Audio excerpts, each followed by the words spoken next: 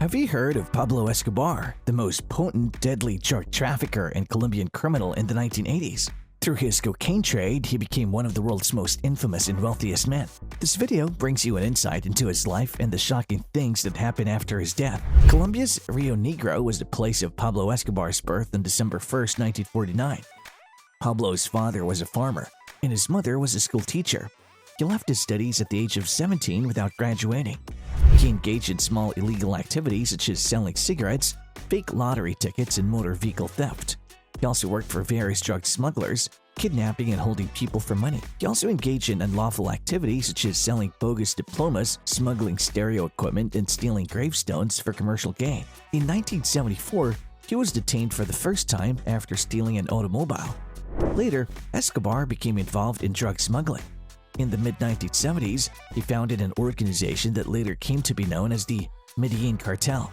He became the head of the cartel. Escobar was the wealthiest criminal in history and was named King of Cocaine. He had a net worth of $30 billion by his death. He took control of the cocaine trade in the United States in the 1980s and early 1990s. By 1980, Escobar has dominated the cocaine trade. He gained immense wealth and power by the mid-1980s. He had a net worth of nearly $30 billion. He had several properties, including a 7,000-acre estate called Hacienda Napoles. It costs roughly $63 million and included a tennis court, bullfighting area, artificial lakes, soccer field, and dinosaur statues. There was also a zoo on their grounds, home to camels, hippopotamuses, and giraffes, among other creatures. In addition, Escobar had plenty of money to spend. His luxuries included private planes and luxurious homes, and he hosted expensive parties.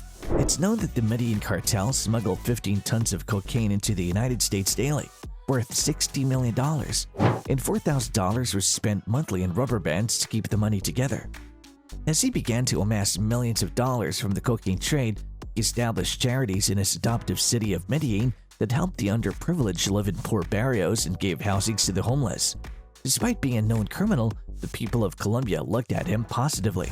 He wanted to be liked by ordinary people, so he built churches, sports fields, and public parks. People considered him Robin Hood. Due to this, he was able to win the 1982 election for a substitute seat in the National Congress. Escobar handled 80% of the cocaine traffic at the time. He was constantly on the run since the authorities wanted him. In exchange for a complete pardon for his crime, he promised the Republic of Colombia $10 billion. And during a hideout, he burned $2 million to stay warm since their daughter was feeling cold. He deducted $500 million annually as spoilage, either eaten by rats or spoiled by others. In addition to rival drug traffickers, his victims included government officials, police officers, and civilians. In 1989, the cartel placed a bomb aboard an airplane to kill an alleged informant. More than 100 people were killed. Escobar lived by his principle, plata o plomo, or silver or lead. He effectively gave his adversaries a choice to accept a bribe or silver or risk being shot lead. Escobar remarked that he would rather have a burial in Colombia than a prison cell in the United States. Escobar was the target of an extensive manhunt as his murder rate rose.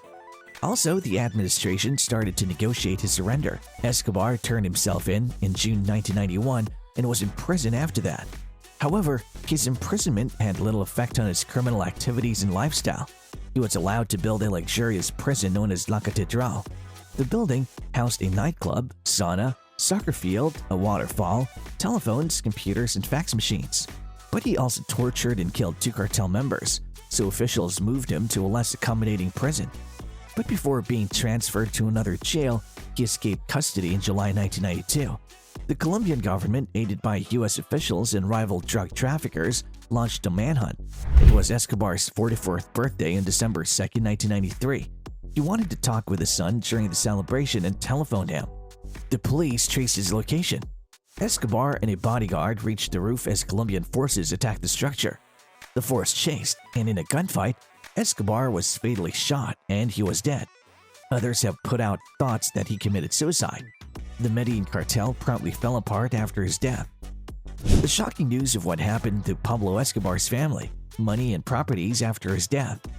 The drug lord's family, including his wife, son, and daughter, quietly and fearfully grieved as the rest of the world rejoiced in his passing.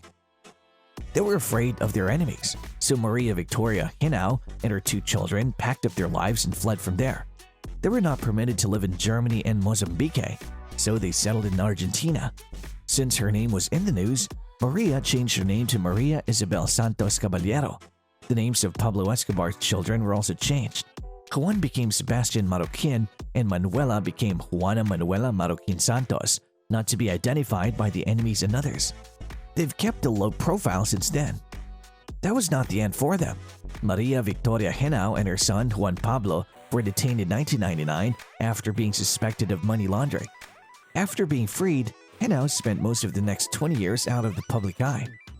Pablo Escobar's net worth was over $30 billion at his death in 1993. Every day, his gang brought 15 tons of cocaine into the United States. The Medellín drug cartel provided nearly 80% of the cocaine consumed in America. When he was alive, the cartel made around $70 million each day when the operation was at its peak. He was engaged in an unlawful trade, bringing in roughly $420 million weekly. After his death, Colombian authorities eventually acquired a sizable sum of the drug's king's money. His competitors also took some of his possession and money. The Los Pepes and Cali cartels demanded payment for their assistance in bringing down the boss. Members of the cartel also took cash and property from the family for their financial security, and Escobar's family had to survive with a bit of money left. With a shortage of money, Sebastian once asked his aunt to get $60 million from a hidden location, but she said there was no money left. Sebastian is certain that his aunt had taken their money. The drug lord was known for concealing large sums of cash on floors, walls, and other unnoticeable places. His money was still being found in 2020. Once Escobar's cash was obtained from inside of a wall, according to his nephew, it amounted to $18 million. The drug lord's houses have been converted into tourist attraction sites and hotels. Hacienda Napoles. Hacienda Napoles, Escobar's most well-known residence, was in Puerto Triunfo, Colombia. The home had an airfield, a zoo, and a kart racing track. He kept hippopotamus there, which were imported from Africa. Most of the animals were determined to be donated to foreign and Colombian zoos since the maintenance costs of the creatures were too high for the government to bear. It is known that some hippos still exist. The Hacienda Napoles is now managed by the municipality of Puerto Triunfo and converted into a theme park. La Catedral. The prison built for Escobar where he lived like a king remained deserted after his demise. However, a group of Benedictines transformed it into a meditation site for people who wish to get a break from the city. La Manuela Party Mansion.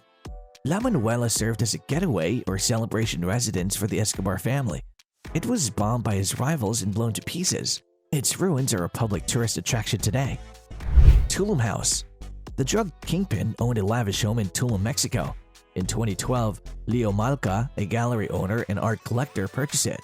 It was converted into a boutique hotel called Casa Malca. Isla Grande House. The Caribbean island of Island Grande is a lavish residence owned by the drug lord. Today, the property is half demolished and is home to wild animals. Miami House. The drug lord owned a 6,500 square foot estate on Miami Beach before passing. While he was still alive, the American government seized and sold the land to someone else. He has almost killed nearly 4,000 people and raped and killed almost 49 teenage virgins. He also built schools, hospitals, shelter homes, and other commercial infrastructure for the people. For some, he's a hero. For some, he's a devil. Thanks for watching.